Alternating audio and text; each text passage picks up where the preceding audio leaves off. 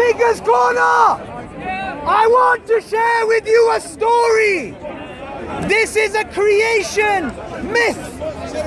This is a story which we have been taught when we were at school. This is a story which many people believe to be true, yet it is a Darwinian fairy tale. This is the story that from one simple cell came everything in existence that we see. Elephants and giraffes and human beings and monkeys and all living creatures came from a cell. This is a creation myth. This is fairy tales, yet it is taught to us as if this is a fact. And all I want to share with you today is some basic things about what you were taught at school which could be wrong.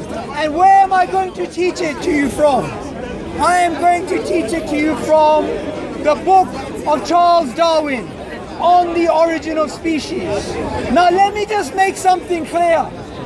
Many of the people today who claim they are atheists, like this table behind me. This table behind me has people who call themselves London black atheists. And they come here and they speak about what? They speak about atheism, they speak about evolution, and they speak about humanism, being humane, being kind. But let me just tell you guys something. If you believe in Darwinian evolution, if you believe this to be a fact, you cannot be a humanist.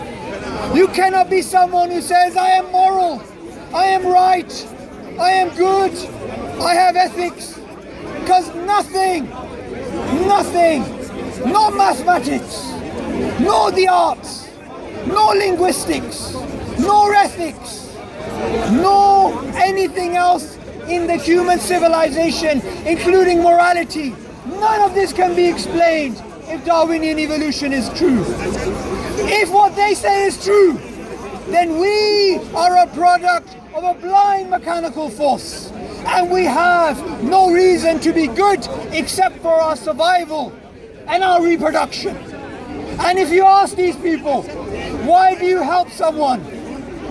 They're going to say, because eventually they'll help you back. So at the end of the day, they believe in the selfish gene.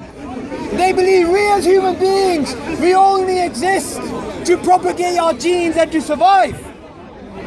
But the fact of the matter is this: we human beings don't act like that.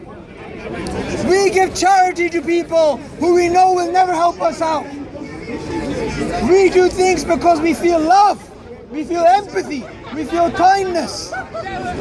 We don't do things to survive alone. We don't do things to procreate alone. And let me just tell you something. If you claim you are a Darwinian believer and you believe in a Darwinian story, then it's not possible for you to claim you are a moral and just person.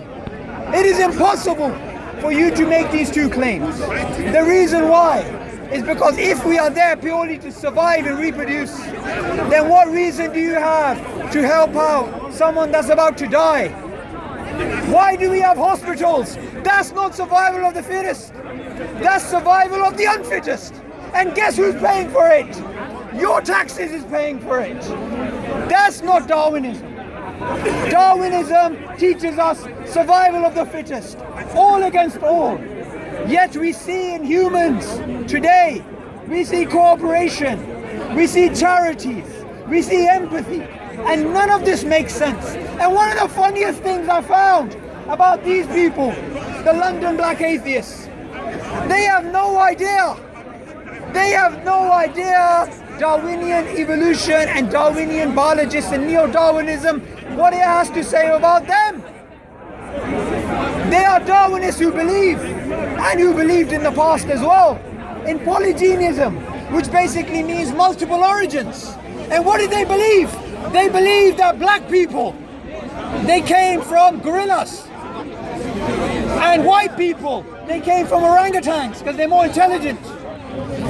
Or they came from chimpanzees. And that human beings evolved separately.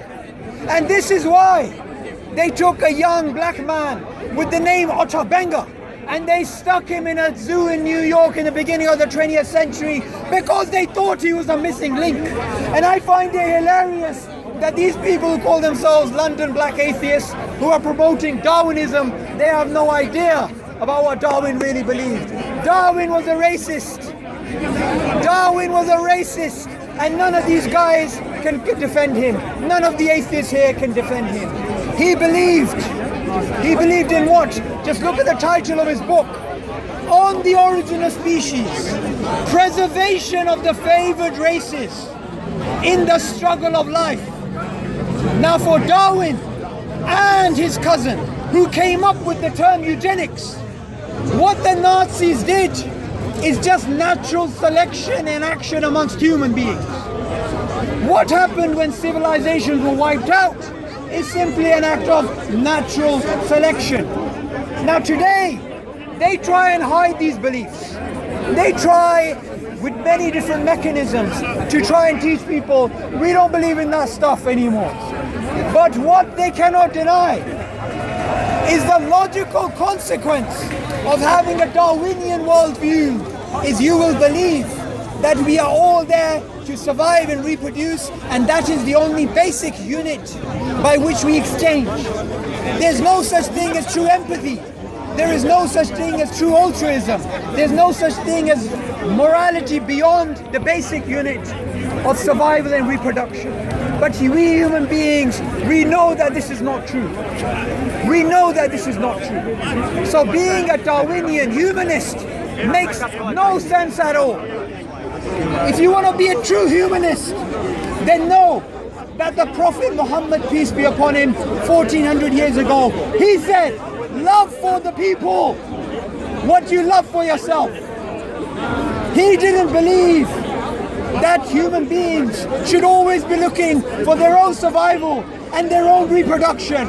He believed we as human beings, we have a duty of care towards other people, and we have a duty of care towards other creatures, and we have a duty of care for other environments. But under a Darwinian worldview, you are only there to pass on your genes. You're only there to have sex and for food and reproduction and everything in humanity. Everything that we have, whether it's morality, whether it's ethics, whether it's linguistics, whether it's art, whether it's any other facet of the human biological being. This is purely there to help you survive and reproduce. So I invite you to drop this creation myth, this creation story, this Darwinian atheist creation myth, that all of life came from a cell billions of years ago, randomly, blindly, and we are here for no reason and no purpose. That is not true. Every single cell in the human body has more information than all of the books in the British Library. And there are trillions of cells in the human body. And cells communicate with each other, and they communicate with the environment. What you need to understand is that you have a creator who created you. You can see right now I'm wearing something with some words, and you've automatically deduced that behind these words there's intelligence. So what about the intelligence in every single cell? What about the fact that every single part of the human body has a function, has a purpose? Now these Darwinists, they'll always try and find something and say, no, this has no function, no purpose, and after a few years they'll discover it did actually have a purpose. So I invite you to drop this creation myth and to turn back to your creator and know that the purpose of life is not to survive and reproduce, but the purpose of life is to worship the creator that created you, and know that when you die you will go back to that creator, and know that when you will die you will be accountable for what you do in your life, and know that when you die you will be accountable for other people who you could have helped. If you want to turn to true humanism, to true empathy, to true kinship, then turn to the message of Islam. Islam teaches all of mankind, every single human being alive today, We came from Adam and Eve. And they will try and say to you that this has been disproven by science. But when you look at their evidence, they have no evidence. Science can talk about things that we can see right now with certainty. But it cannot talk about things that happened in billions of years ago with certainty. It is an inductive process. We as human beings know today there are facts about our life which go against Darwinism. So we have reason to doubt it. And I invite you to think about